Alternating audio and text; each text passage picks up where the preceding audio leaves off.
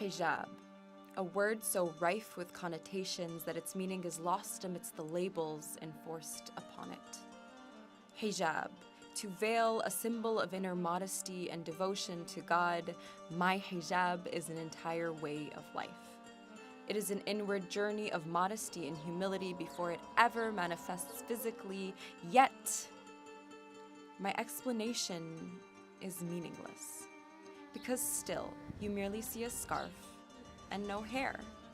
And I find I do not know how to go beyond the definition, because hijab to me is not a concept that is set in stone. It is an evolution. It is an evolution that has taken on different meanings as I have aged. My hijab is periods of intense self-discovery, but also intense self-loathing. It is a roller coaster of emotions. It is a sentence without a full stop. It is complicated. I find that my words dry up when I try to explain it, because that hijab is filled with 5 years of memories. 1,825 days of choosing day after day after day to tie my hair back, grab a scarf off a hanger, and wrap it around my head. And my journey really hasn't been easy. I first chose to wear it when I was 16. It wasn't bad at the beginning, because I attended an all-girls school where most of the student body wore hijab anyways. Yet, even then, I suffered from body image issues. I was chubbier than average, with cheeks that went beyond the boundaries of my scarf. My forehead was pockmarked from a war raged against acne, and I really wasn't too fashionable. I still remember having a meltdown after going shopping for a halal swimsuit. I walked past aisles of bikinis only to go to a single rack of burkinis at the back of the store. With such a limited selection of options, I chose the lesser of 5 evils and tried it on. And I absolutely hated the person the mirror reflected back at me. I was ugly. I looked like an absolute alien with an ill-shaped head, but I still bought the swimsuit. I still bought it because I wasn't about to allow a scarf to dictate what I could and could not do. And to be honest, the scarf wasn't even necessarily the issue. It was the whole concept of modest wear in a time when I really didn't have many options that really disheartened me. And when I did finally go to the beach, I felt like a whale. To add insult to injury, I found that my ears were blocked by the fabric in water. So essentially, I not only felt ugly, but I also couldn't hear. Yet, it was not the small instances of inconveniences that really challenged my will to continue to wear the hijab. It was my own insecurities. The hijab was just a scapegoat at a time when my body wasn't really too sure what it wanted to look like. And this only got worse when I went to college. Suddenly, there were boys. Hormones raged as they do, yet I felt completely invisible to the very people I wanted to impress. Because I wore my hijab, I was immediately pre-labeled and prejudged based on their assumptions of what modesty means. I tread boundaries of identity, and I struggle with the dualities of being an Arab American Muslim girl who wears hijab. I wasn't seen for who I was, which really rankled at my sense of worth. All anyone saw was my scarf. But beneath this scarf is an amazing mind. I felt hidden in plain sight. Frustrated, upset, and deeply conflicted, for the first time in my life, I questioned my choice. And the questions did not end. No longer merely concerned with the physical, I struggled with the spiritual. My heart felt like it wanted to explode every time I saw a Muslim on a TV screen. It was always the same scene: destruction or oppression. My entire being shouted out, "No, that is not me. I am not them." Yet, my hijab continues to wave like a flag of my faith. I am a walking target. Airports became questioning centers in which my soul was laid out on the table for scrutiny during random checks. My laptop was checked for traces of bomb residue. My hijab was touched and moved around to look for weapons. And I bore it all in silence. For I was not a person in these moments. Jannah ceased to exist, and in her place was an idea. That idea was fear. My every act was interpreted as ideology. I was warned not to speak in Arabic for my safety.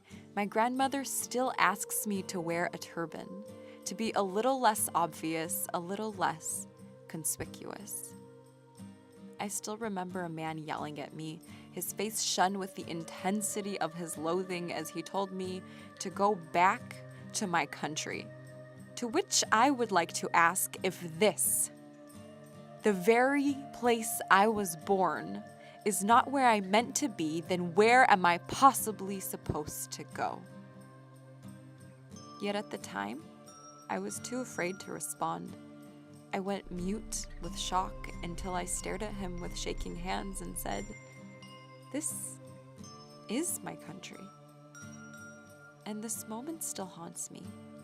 Because I wear my hijab, I am not seen.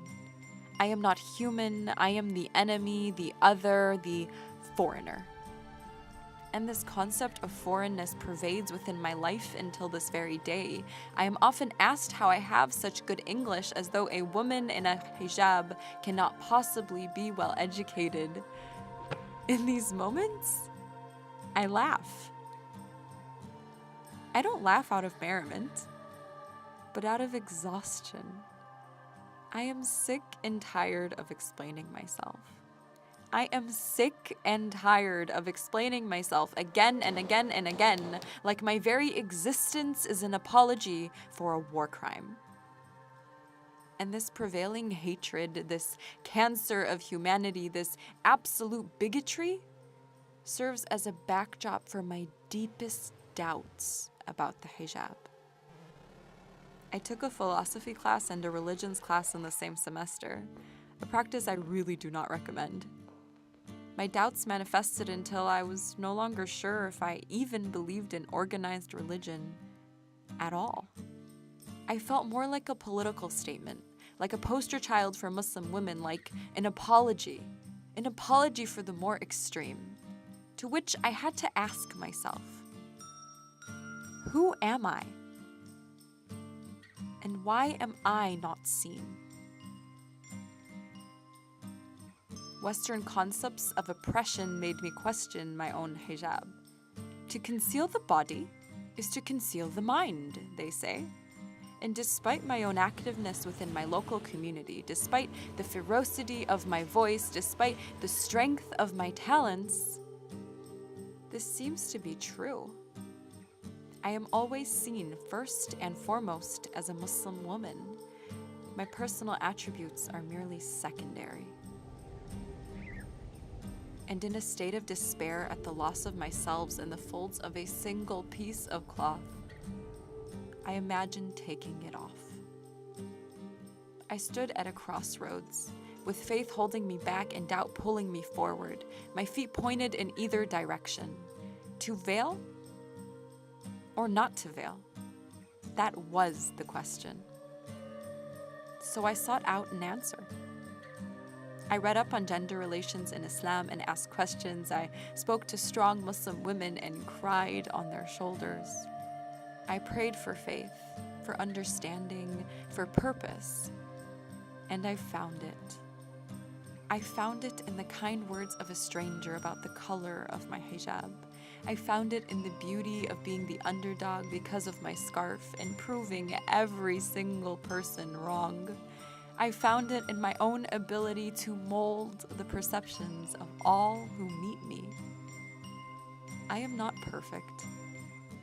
My hijab is both virtue and vice. It is my insecurities and my greatest strength, and sometimes my scarf slides, and I like my hair peeking out a little too much. It is still a roller coaster of emotions. It is still an evolution, but it has been 1,825 days since the first day I wore my hijab. And I can honestly say, it seems to be here to stay.